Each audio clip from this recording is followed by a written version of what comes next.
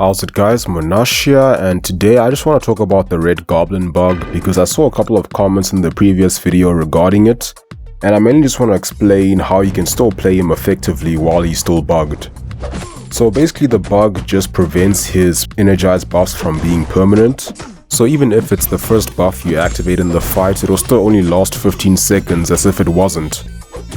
So starting the rotation by throwing a special 1 after a light attack isn't that effective anymore because the energize buff will expire before you're even close to the special 3. So now I just avoid throwing that first special 1 and go straight to the special 3. And now before the special 3, instead of doing a heavy attack to get the attitude buff afterwards, I just end the combo with the medium and then throw the special 3, which will give you a fury buff to do a bit more damage. So now I'm no longer triggering the aptitude buff with the heavy attack because it's not going to be as useful since you don't have any energize buffs. So I'm just going with the fury buffs instead to do a bit more damage while building up to the special 2. Because it's also going to take a little bit longer to get to the special 2 without those energize buffs. So the furies can sort of just help compensate for that. And then before I throw the special 2, I'll end with the medium again to get even more furies, and then the previous 2 furies will start to expire. And usually for these Cavalier or Act 6 Chapter 4 type of health pools, I can end the fight before those furies expire. So then after the special 2, I'll build to a special 1 and end my combo with the medium once again, get even more furies, and yeah, usually they wouldn't be alive at that stage, but if they still are, then yeah, you just do a bit more damage. And against champs with a little bit less health, or even when I have class advantage, sometimes I won't even build to the special 2, I'll go straight to special 1, because their health will be quite low at that stage. So this rotation is actually a lot simpler than the typical one. The main difference is that you just won't be gaining as much power, and also when you don't have the energized buffs, it means you can't just trigger those power drains, and that's probably the biggest downfall to this bug.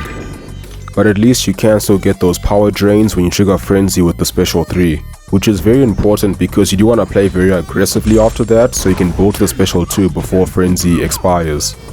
While you pretty much always build to a special 2 before it expires quite comfortably, the main thing is just that you want to be able to maintain Frenzy or hit the next threshold before it expires. And sometimes you don't always get to do that, you know, you might be a little bit short for these type of health pools. But usually for me, I'll just have to drop one more combo or heavier attack and then they're back in Frenzy. And that's with 0 Bloodlust, so you have to get them to below 15%. And when you have a lot of buffs on you, especially fury buffs, don't forget you can also use the heavy attack to stack a lot of debuffs. Because the heavy can hit pretty hard, like when the second part crits. And also you'll stack a lot of armor breaks, which will just help your damage. And yeah, that's basically it. And then I just have a few more fights where I demonstrate this from the last map in Cavalier difficulty. So you can see he still works pretty effectively and gets these fights done in a reasonable amount of time, even with the energized bug. Although I would still love it to get fixed because I really do value that power drain off the heavy attacks when you have the energize buff. But till then, I'll just use them like this. So yeah, that's all I have to say for this one. I hope you guys found it useful. But as always, thanks for watching, have a wonderful day, and I'll see you soon.